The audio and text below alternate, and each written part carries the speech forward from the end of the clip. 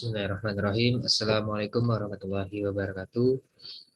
Selamat datang di channel YouTube ini. Di sini saya ingin menjelaskan mengenai hasil kali transformasi dari mata kuliah geometri.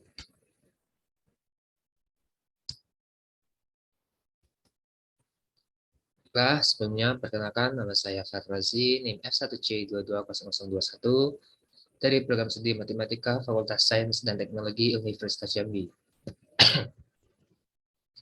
Baiklah, sebelumnya kita melakukan pengertian terlebih dahulu apa itu hasil kali transformasi. Hasil kali transformasi atau biasa disebut dengan komposisi transformasi merupakan gabungan dari beberapa transformasi sehingga dapat menghasilkan bentuk transformasi yang lebih kompleks. Jadi, hasil kali transformasi ini biasa disebut komposisi, yaitu gabungan dari beberapa transformasi sehingga akan membentuk suatu transformasi yang lebih kompleks, yang lebih baik lagi. Baiklah, di sini didefinisikan bahwasanya andaikan F dan G dua transformasi dengan F dibagi dengan V itu anggap saja V dan G dibagi dengan V itu anggap saja V juga, maka produk atau komposisi dari F dan G yang ditulis sebagai GOF didefinisikan sebagai dalam kurung GOF dikali dengan P itu sama dengan G dalam kurung V kali F kali P, di mana untuk setiap P itu himpunan anggota dari V itu sendiri. Baiklah, teorema dalam hasil kali transformasi itu yang pertama ada teorema jika F dibagi dengan V itu disebut dengan V dan G dibagi dengan V itu jadi V kecil, maka masing-masing suatu transformasi maka hasil kalinya GOF sama dengan V itu V kecil adalah juga transformasi.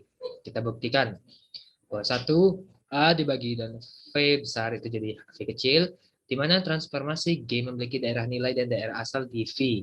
Begitu juga dengan transformasi F memiliki daerah nilai dan daerah fungsi asal di V juga. A. Surjektif. Anggota kodomain memiliki pasangan di domain. Ambil sembarang Y merupakan anggota himpunan dari V. Akan dibuktikan bahwa HX itu sama dengan Y.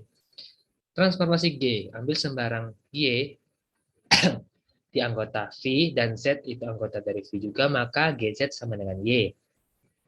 Transformasi F, ya, ambil sembarang Z dari setiap anggota dari V dan X setiap anggota dari V, maka Fx sama dengan Z.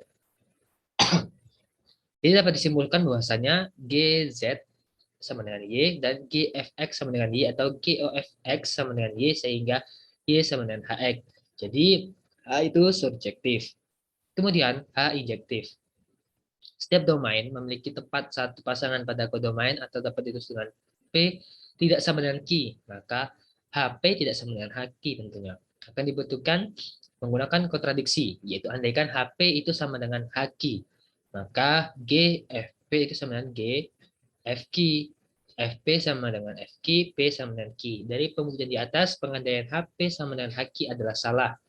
Yang benar adalah HP sama dengan HQ sehingga tidak sama dengan HQ, sehingga dapat disimpulkan bahwa H adalah injektif.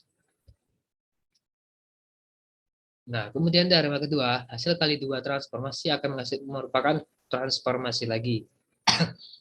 Sudah jelas ya, karena apabila dua transformasi digabungkan, itu tetap menghasilkan transformasi lagi. Bukti, ambil V dan W merupakan transformasi dari bidang ke bidang semula, maka F dikali W merupakan transformasi. Bila dapat dibuktikan bahwa V kali W adalah pemetaan bidang kepada bidang dan bahwa V dikali W satu-satu. Ambil sembarang titik Q, karena V transformasi dan W transformasi, berarti setiap titik pasti merupakan hasil fungsi dari V dikali W terhadap salah satu titik dalam bidang. Kemudian, karena V dan W fungsi satu-satu, maka V dikali dan W akan juga merupakan fungsi satu-satu. Terbuktilah bahwa V dikali W adalah transformasi. Catatan, V dikali V kurang 1 sama dengan 1, mana V kali W dikurang 1 sama dengan W dikurang 1 dikali V kurang 1. Suatu transformasi V merupakan involusi bila V tidak sama dengan 1 dan V2 tidak sama dengan 1. Ini berarti V sama dengan V dikurang 1. Nah, kemudian kita lanjut ke teorema selanjutnya. Hasil kali dari J itu sama dengan FOG, di mana V itu sama dengan F adalah juga satu transformasi. Nah, kita jelaskan lagi. Nah, yang pertama, jelas RG adalah seluruh bidang V, dan DF juga seluruh bidang V. Jadi, RG ini saling beririsan dengan DF, ada sehingga J sama dengan FOG, di mana V itu menjadi V, itu ada. Yang kedua, harus dibuktikan dua hal, yaitu satu, J-nya itu subjektif, dan J itu injektif. Misal, JY sama dengan FOG, Y sama dengan X, akan dibuktikan bahwa JY itu sama dengan X surjektif. Ambil sembarang X untuk setiap anggota bilangan V. Karena F suatu transformasi, maka F surjektif artinya untuk setiap bilangan X dalam V, ya, dan juga Z setiap bilangan V dalam bilangan Z sama dengan X. Karena G suatu transformasi, maka G surjektif. Artinya, ada Z itu setiap bilangan V, Y sama setiap bilangan V, dan Z juga setiap bilangan itu sama dengan GY. Jadi, ada Y setiap bilangan V, ya bukan, atau anggota dari FOGY sama dengan JY sama dengan X. Jadi, Y itu surjektif. Ambil X, Y dengan X tidak sama dengan Y, itu menjadi JX tidak sama dengan JY. Andaikan Jx dan Jy adalah sama, maka FOGX itu sama dengan FOGY. Karena F injektif, maka Gx itu sama dengan Gy. Karena G injektif, maka X sama dengan Y. Ini suatu kontradiksi, di mana kita ketahui bersama bahwa X itu tidak mungkin sama dengan Y. Jadi pengendalian ini salah, sehingga seharusnya X tidak sama dengan Y, jadi J injektif. Nah, berdasarkan penjelasan di samping, maka dapat disimpulkan bahwasanya H itu sama dengan KOF, di mana F, V merupakan sebuah transformasi. Contoh, sekarang kita masuk ke contoh. Andaikan G sebuah garis dan T sebuah transformasi, di mana T itu V itu jadi sama dengan V, didefinisikan sebagai berikut. Jika X anggota bilangan G, maka TX sama dengan X.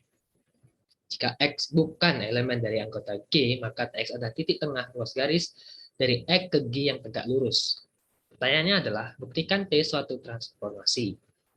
Baiklah.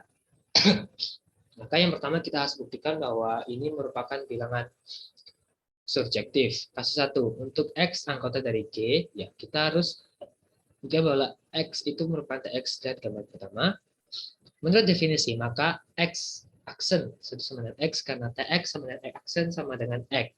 Jadi, untuk setiap bilangan X aksen, pada bilangan V itu bukan merupakan bilangan X, setiap anggota dari V, dan juga TX itu sama dengan X aksen sama dengan X.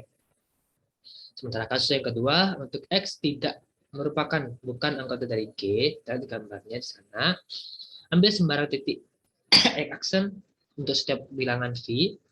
Menurut teorema dasar geometri Euclides, ada suatu garis yang tegak lurus pada garis tertentu melalui titik di luar garis tersebut. Dengan demikian, dapat dibuat sebuah segmen garis yang tegak lurus G melalui X aksen dinamai garis OX aksen. Menurut postulat geometri Euclides, semua segmen dapat dipanjang sehingga sama dengan segmen tertentu. Jadi, dapat dibuat perpanjangan segmen dari garis OX aksen sepanjang segmen tersebut sehingga dibuat titik X dengan OX aksen sama dengan X aksen kali X garisnya. Karena garis O aksen itu sama dengan E aksen kali X adalah V bidang Euclides, maka ada X tunggal dengan X aksen.